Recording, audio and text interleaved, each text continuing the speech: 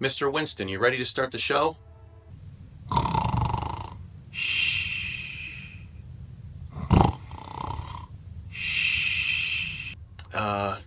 Wake up, please?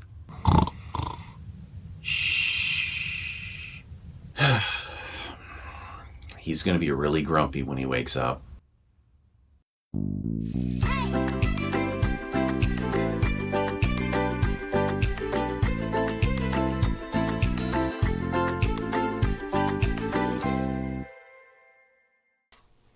Hi friends, welcome to Mr. Van's Learning Land. I am Mr. Van and I'm really happy that you decided to join me today. We are going to work through some learning activities together, so I hope that you join us at home. I have some teammates here who are going to help us, and I hope that Mr. Winston finally woke up. So, Mr. Winston, are you awake? Are you ready to get going here? Never! Whew, still grouchy. I knew this would happen. Hey, Mr. Winston, should we try to maybe take some belly breaths to help calm our body a little bit?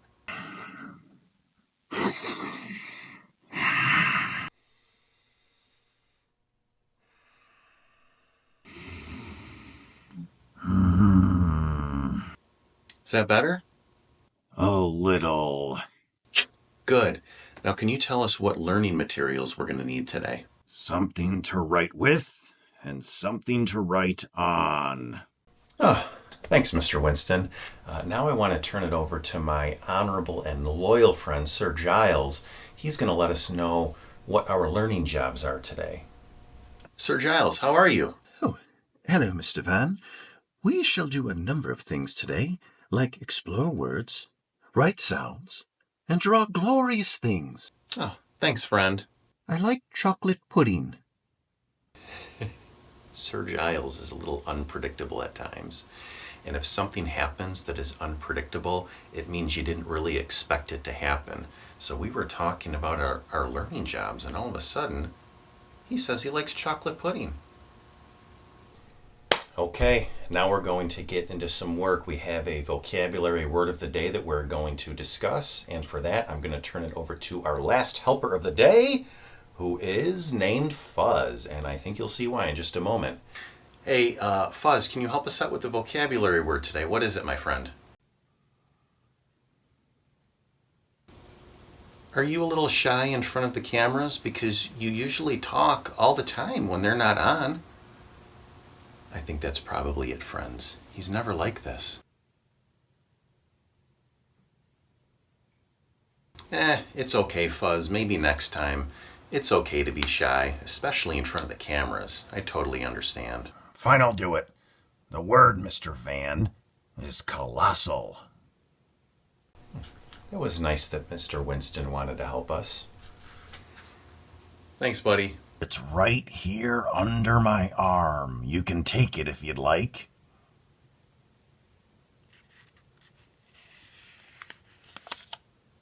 I just want to double check and make sure that he's not messing with me, that the word actually is colossal. And he is right, the word is colossal. There it is.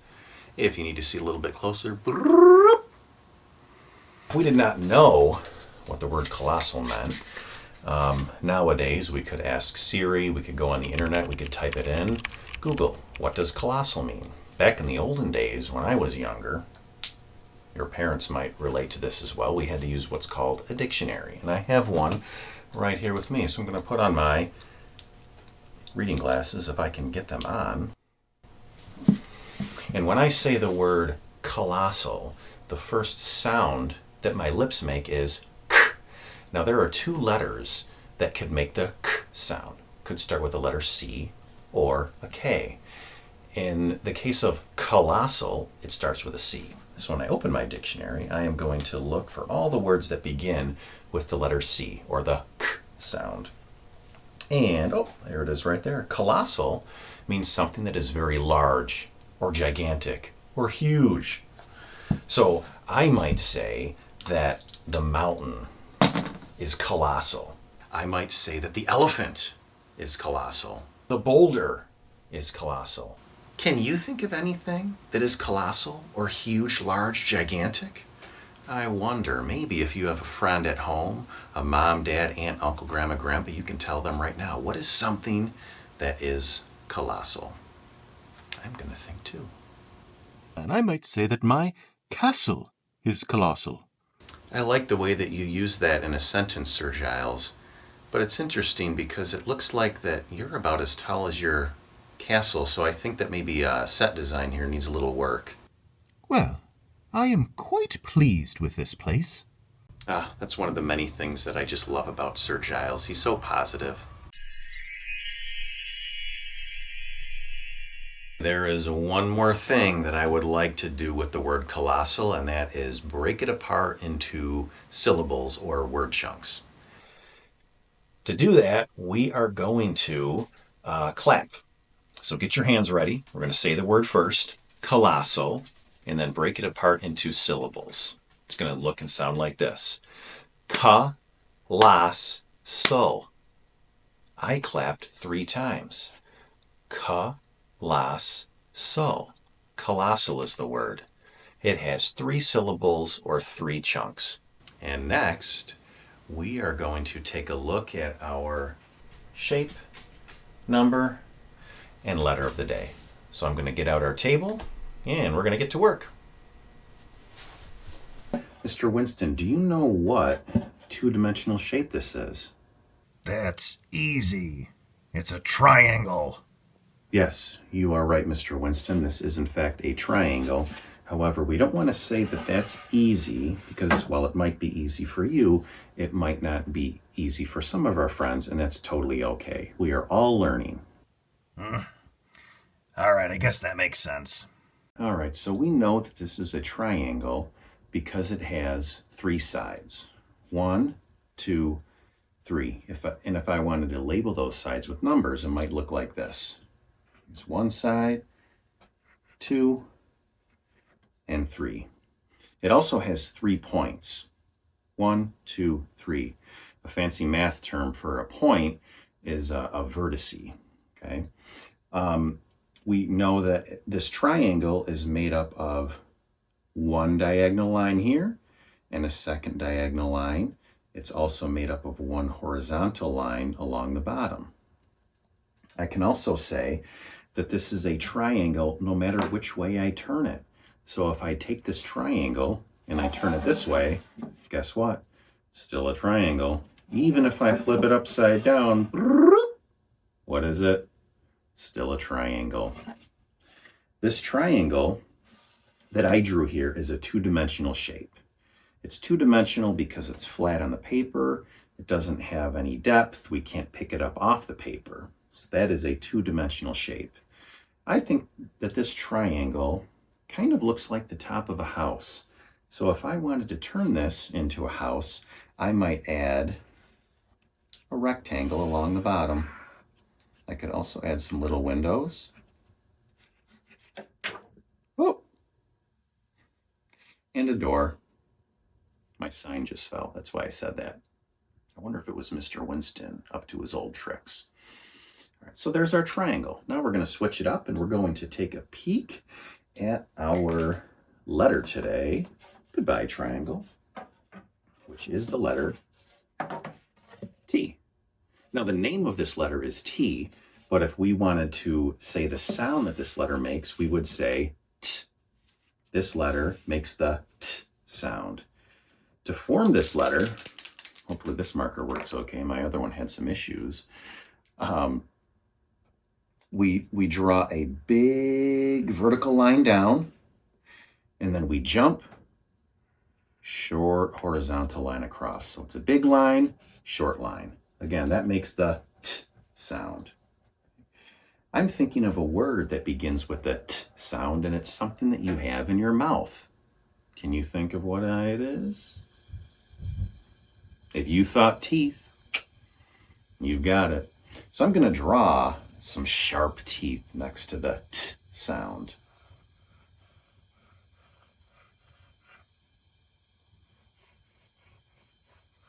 Maybe I'll add some eyeballs up there too to make it look like some kind of monster.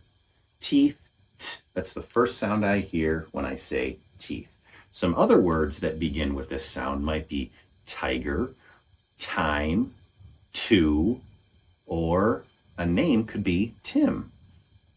So there's our letter T. Hey, Fuzz, can you think of a word that begins with this sound?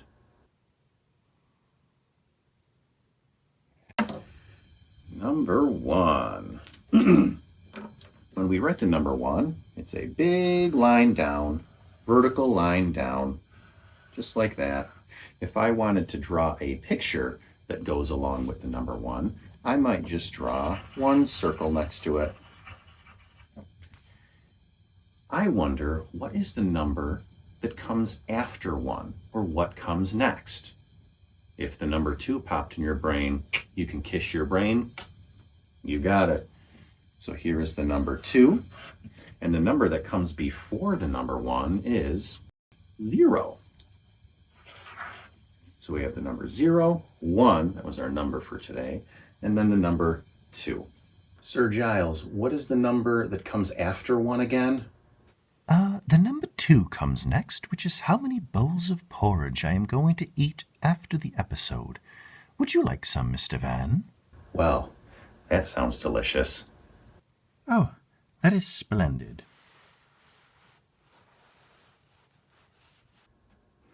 Wait, Sir Giles, the episode isn't over. Don't go. I'll get 'em. You keep teaching, Mr. Van. During this time, we're going to be doing some rhyming, some blending, some segmenting, and we're going to be doing some hand motions that go along with the words that we're going to be kind of breaking apart and putting back together. So at home, if you'd like to follow along, you can echo my responses, and you can also use your hands the same way that I'm using mine. We're going to start with some rhyming. I'm going to say 2 words that rhyme, and then you can echo or repeat after me. Matt, cat. Your turn. Matt, cat. Bin, fin. Bin, fin. Top, stop. Your turn. Top, stop. Leg, peg. You say it. Leg, peg. Shoe, two. Your turn. Shoe, two. Good. Next, we are going to just say the beginning sound that we hear in each word that we say. So I want everyone to say the word cow. Cow, and then the beginning sound is k. So we would say cow, k. Next, we're going to say the word snake. Say snake, s. Bird, bird, b. Horse, horse, h. Good job. This time we're going to blend some words together. So we're going to say little parts and then push those parts together to make a word. The first word that we're going to say, let me rewind a bit. As we say each sound, we're going to tap different parts of our arm. So the first sound that we say, we're going to tap our shoulder. The next sound that we hear, we'll tap right on the inside of our elbow. Okay, so this is position 1, 2, and then if the word has a third sound, we're going to go down to our wrist right here. So you can practice that with me. We're going to say 1, 2, 3. Oh, hang on, friend. I think Sir Giles has something to say. What is it? Yes, it's just that unfortunately I don't think that I will be able to do that. Yeah, that's true, Sir Giles. Our friend mentioned that, and you may have noticed this, that he doesn't have the lower part of his arm. That's just the way that he was born. So he might have to do this exercise a bit differently, and that's fine. So Sir Giles, what we're going to do...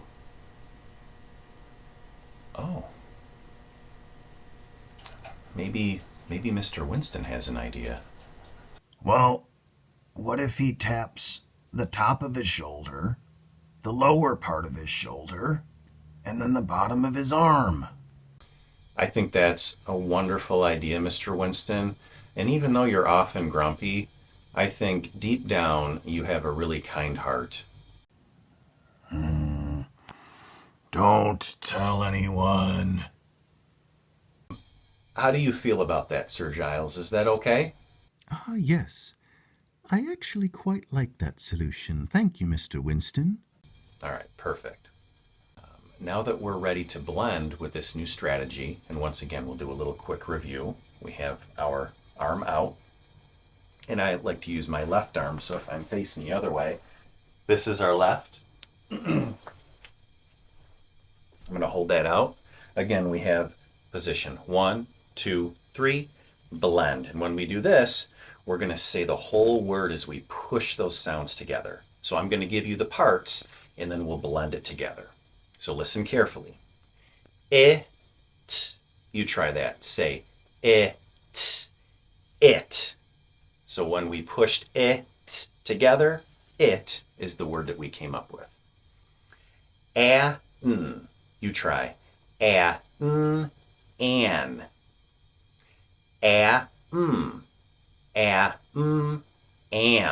When we blend, when we push those parts together, we say them just a little bit quicker. So. You try. So.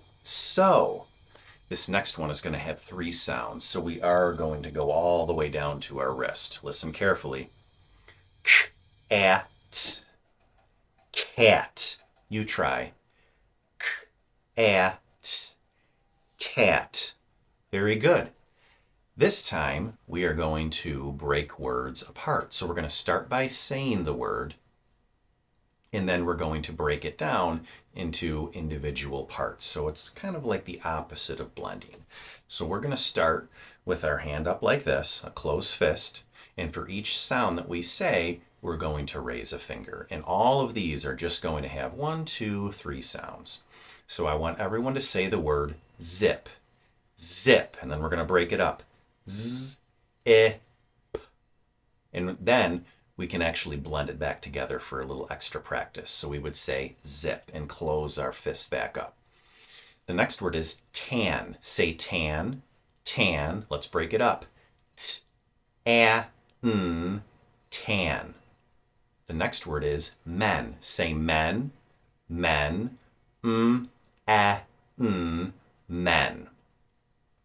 Say jog, jog, j-a-g, jog.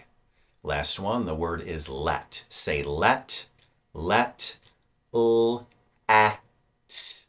let. Bravo. Give yourself a pat on the back.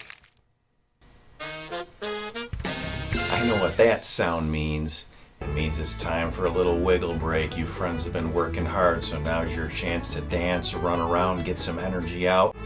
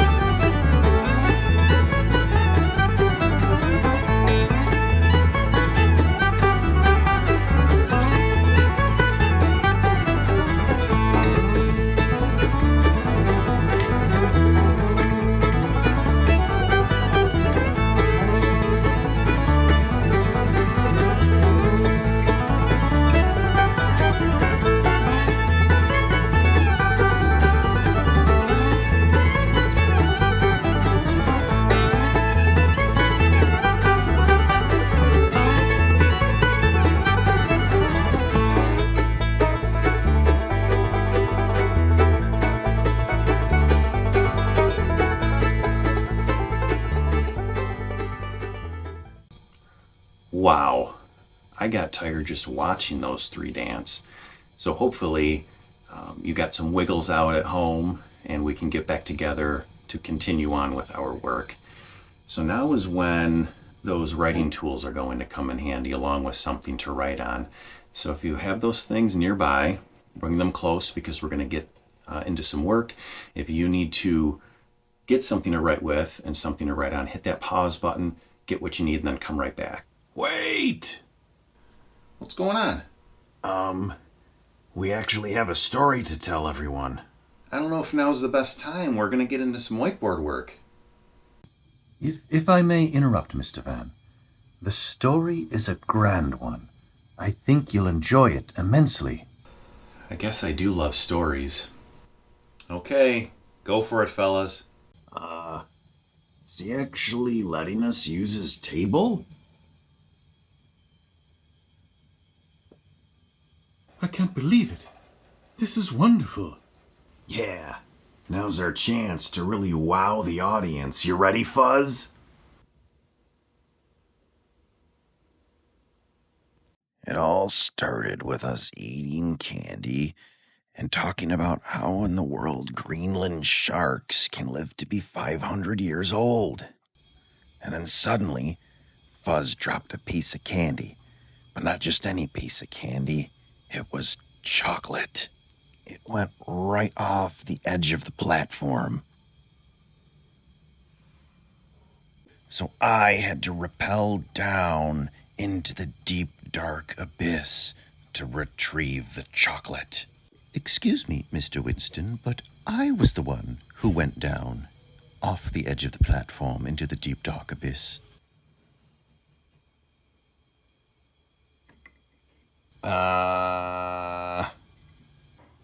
Perhaps Fuzz can shed some light on the truth. Fuzz, who went down to retrieve the candy? Would you like to whisper instead? Aha! You see, Mr. Winston, it was I who went down to retrieve the candy. Are you happy, Fuzz? All right, wait. I've got to teach now. We can continue this later. I pinky promise. I love a good cliffhanger. Let us do some more work and then continue. We're going to start by talking about how we want to hold our writing tool. So certainly in kindergarten, we want to be using what we call that tripod grip, friends. So it's when you use these three fingers right here, your thumb, to wrap around the bottom part of that writing tool. Okay, nice strong hand. This is called the bipod grip right here.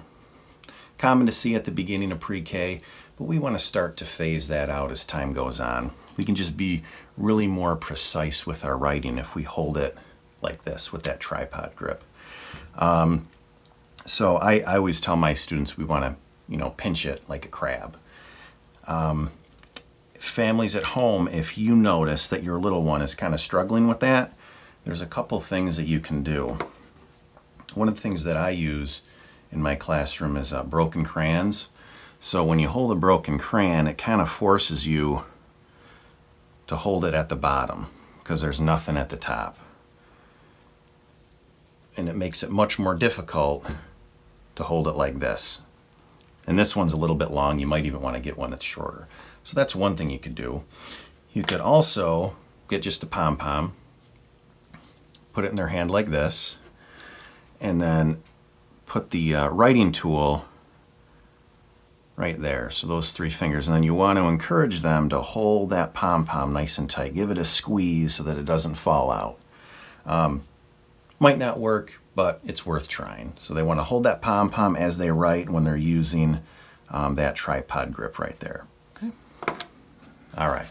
So let's get at it. We are going to draw a house today, and I believe that I turned the triangle earlier into a house.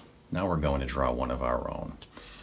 So let's see. I am going to start with my black marker. Again, if you're using pencil, crayon, doesn't matter. You can switch up the colors if you want. I'm going to begin around the bottom left corner of my board right here, and I'm going to start on the left side and draw a long horizontal line from the left all the way to the right. And friends at home, if I ever go too fast, you can hit the pause button and catch up with me. But I'll try to go nice and slow so we can stick together. Then we're going to draw the main part of our house here, kind of in the middle of our board. And I'm going to try to draw a square. I'm going to do my best. It might end up looking like a rectangle. That's okay. A square has four sides that are about the same. So I'm going to use the bottom side right here. It's the ground. So I'm going to start with a vertical line down. We're going to do a horizontal line across the top. I'll stop right about there, maybe a little longer. And then a vertical line down. And I'm going to add a roof on top. And to make a triangle, I'm going to put a dot kind of as a guide point in the top middle of my board. When I make my line, I'm going to go back to that dot and draw a diagonal line down, and then another diagonal line down. So there's my roof. And add a rectangle here as my chimney. I'm going to use another rectangle for the door. So in this space right here, I'm going to start with a little line down, a little line across, little line down.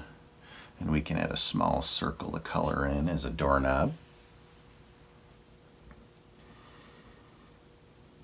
And I'm going to draw a couple windows here. Square, and then another square. And a nice detail that we can add to make it look more like a window. It's kind of a plus sign. Cool. Next to my house, I'm going to draw a little mailbox. So I'm going to make another rectangle. Wow, a lot of rectangles. Yeah, the main part of my house ended up being a rectangle too. So a skinny rectangle. It's kind of our post sticking up. And then yet another rectangle on top of that.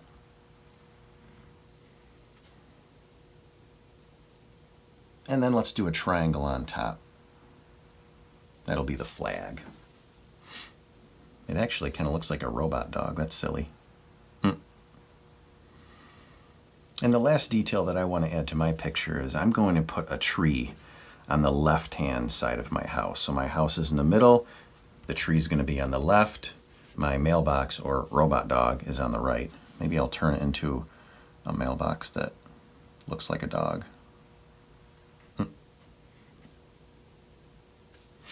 Okay, so for my tree, long line down, another long line down. To make the top part, I'm just going to do some loop-de-loops all the way around. So I'm going to start on the right here and loop around until I get back to the other side. I might do some more loop-de-loops to show that maybe there's a fire in the fireplace and there's some smoke coming out of the chimney. Nice. I think that house looks good. And one last thing that we're going to do is we are going to label this house using the beginning sound that we hear. So when I say house, the first sound that my lips make is ha, ha. So I'm going to write that sound. And I like to use lowercase letters to start with because we just see a lot more lowercase letters in print. And a lot of programs nowadays teach lowercase letters first. So I'm going to write the letter H, or I'm going to write the H sound by writing a big line down with a bump, the letter H for house. And I am going to use some of my colorful markers to jazz this up and make it look nice.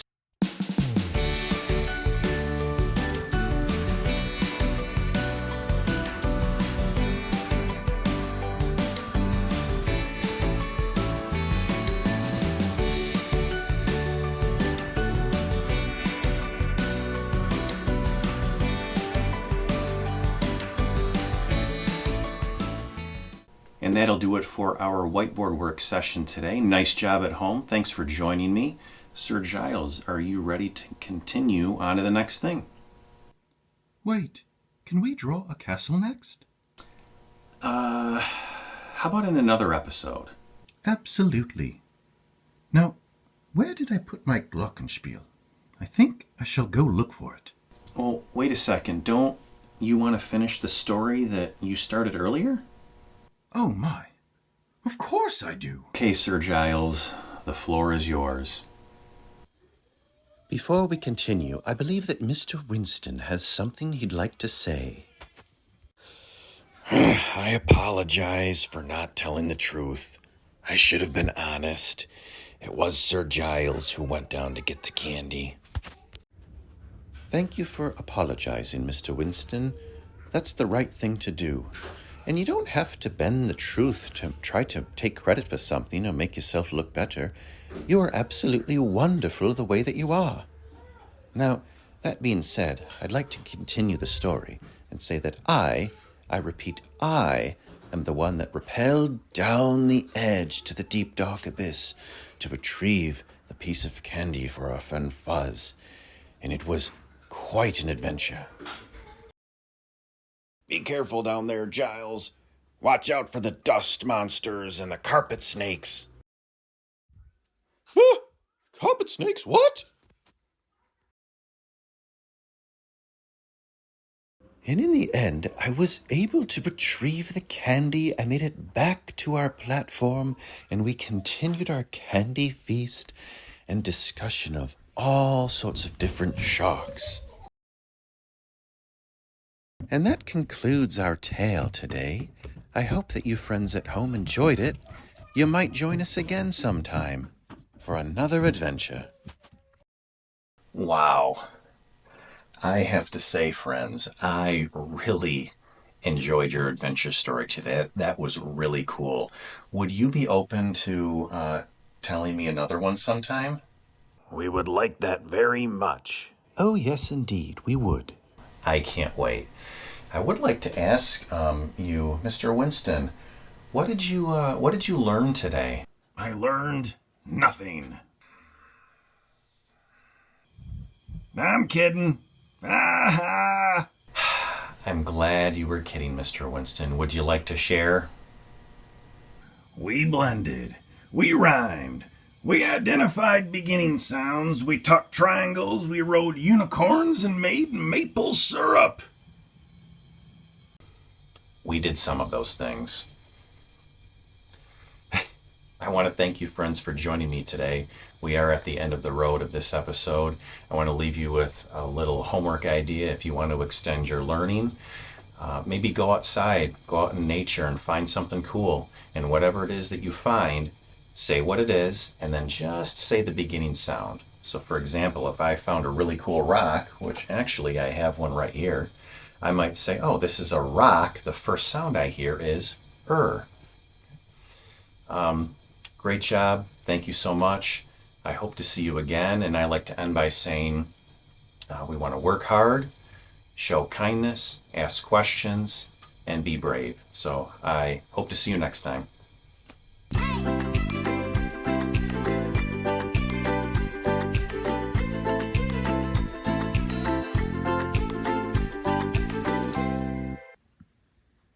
If you fancied what you saw, and if you'd like to join us again at Mr. Van's Learning Land, we encourage you to like this video and or subscribe to the channel. You can also bask in the glow of a shimmering sunshine. What do you say, Fuzz?